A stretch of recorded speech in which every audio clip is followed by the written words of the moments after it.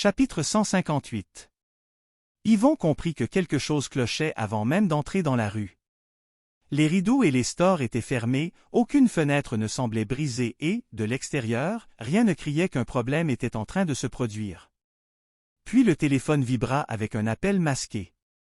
La voix expliqua qu'une femme âgée avait été transportée à l'hôpital dans la matinée. Son état imposait une absence prolongée et, moins de 2 heures plus tard, une camionnette avait été vue près de sa maison. Depuis plusieurs semaines, plusieurs logements avaient été vidés peu après une hospitalisation ou un décès. Pas seulement les objets de valeur. Les voleurs prenaient presque tout ce qu'ils pouvaient transporter. La voix répondit qu'une famille avait retrouvé un appartement sans meubles, sans électroménager, sans vêtements ni vaisselle.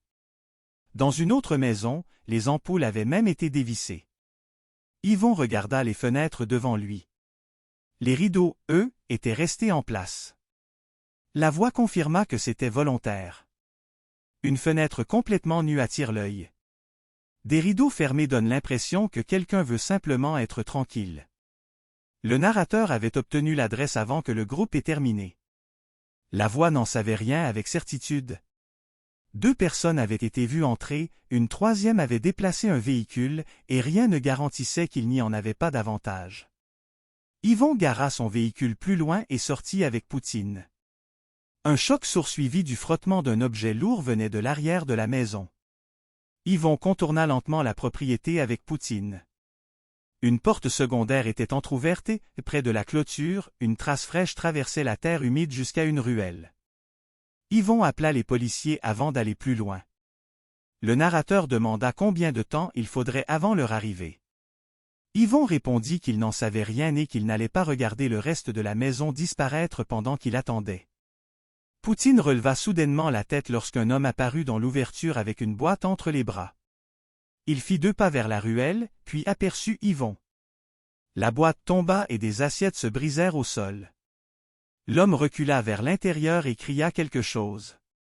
Yvon ordonna à Poutine de rester près de lui et annonça que la police était en route. Une voix lui répondit de partir. Yvon ne bougea pas pendant qu'un deuxième homme apparut brièvement dans le corridor avant de disparaître. Puis une porte claqua à l'avant. Yvon contourna la maison avec Poutine.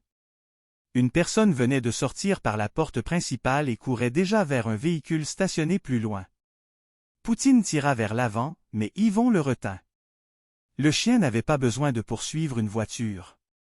Le téléphone vibra encore et la voix expliqua qu'une camionnette venait de quitter la ruelle. Une autre était toujours garée derrière une rangée de garages. Une caméra privée donnant sur la ruelle appartenait à un commerce voisin et son propriétaire avait accepté de transmettre l'image après avoir été prévenu du vol en cours. Yvon vit alors la deuxième camionnette démarrer. Elle avança de quelques mètres puis s'arrêta brusquement lorsqu'une voiture entra dans la ruelle en sens inverse. Une silhouette sortit du côté passager avec un gros sac sur l'épaule, l'abandonna près d'une clôture et partit à pied. Poutine se tendit immédiatement parce que, cette fois, la piste était fraîche et l'espace limité. Yvon laissa le chien travailler pendant que Poutine suivait la ruelle, contournait 2 garages et s'arrêtait devant une cour où une porte battait encore légèrement. Yvon entendit quelqu'un respirer derrière une remise. La personne comprit qu'elle avait été repérée et repartit en courant. Yvon suivit à distance tandis que Poutine gardait la direction sous contrôle. La personne franchit une clôture basse, traversa une autre cour et déboucha dans une rue parallèle. Une voiture de police arrivait au même moment. Le fugitif changea de direction, mais il se retrouva coincé entre la voiture et une clôture.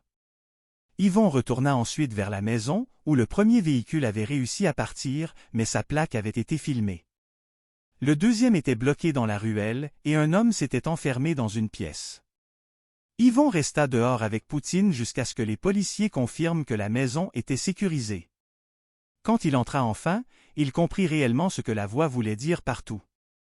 Il ne restait ni sofa, ni table, ni téléviseur. Le mur portait encore les marques plus pâles des cadres qui avaient été décrochés. Dans la cuisine, les armoires étaient ouvertes.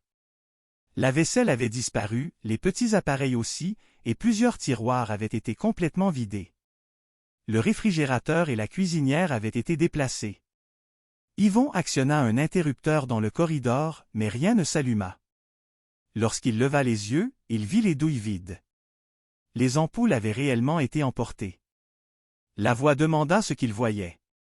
Yvon répondit qu'ils avaient pris jusqu'aux ampoules. La voix expliqua qu'elle avait d'abord cru à des cambriolages ordinaires, jusqu'au moment où le même détail était revenu dans plusieurs dossiers. Les rideaux ou les stores restaient presque toujours en place. Tout ce qui était derrière disparaissait. Yvon entra ensuite dans une chambre où le lit avait été démonté, les vêtements n'étaient plus là et même les cintres avaient disparu. Yvon demanda comment les voleurs apprenaient qu'une maison allait rester vide. La voix répondit qu'elle travaillait déjà sur cette question. Quelqu'un leur donnait les bonnes adresses au bon moment. Une hospitalisation le matin, un décès confirmé, une famille qui habite loin ou quelques heures avant qu'un proche arrive. Les hommes arrêtés étaient peut-être ceux qui transportaient les biens, mais quelqu'un choisissait les victimes. Le narrateur demanda à Yvon de regarder dans le sac abandonné près de la clôture. Un policier venait de le récupérer. À l'intérieur se trouvaient des draps, des vêtements, plusieurs cadres, des outils, une vieille boîte à bijoux et des ampoules enveloppées dans une serviette. Yvon observa les ampoules quelques secondes. Elles ne valaient presque rien, et la voix répondit que c'était justement ce qui l'intéressait. Le groupe ne cherchait pas seulement la valeur. Il cherchait à ne rien laisser. Ils entraient chez quelqu'un au moment où cette personne ne pouvait pas revenir, puis ils transformaient son absence en permission. Yvon demanda si elle pensait à l'avarice. La voix répondit que oui, mais pas seulement. Tu ne voleras point restait assez simple pour ne pas avoir besoin d'être réinventé. Yvon rappela qu'il n'avait encore attrapé que les bras. La voix répondit qu'elle le savait. Un des téléphones saisis venait de recevoir un message. Il ne contenait aucun nom ni numéro utile, seulement une adresse et une heure. Yvon sentit son regard changer puisque la prochaine victime n'était peut-être pas encore dépouillée. La voix confirma que l'adresse correspondait à un homme hospitalisé depuis la veille.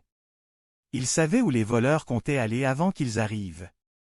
Yvon regarda Poutine, déjà debout près de lui. La voix annonça qu'elle ne voulait pas attendre le lendemain. Yvon répondit qu'il ne voulait pas attendre non plus. Les policiers commencèrent à sécuriser les objets récupérés et les véhicules abandonnés. La maison derrière eux restait presque vide, mais les rideaux étaient toujours fermés. De l'extérieur, rien n'avait changé.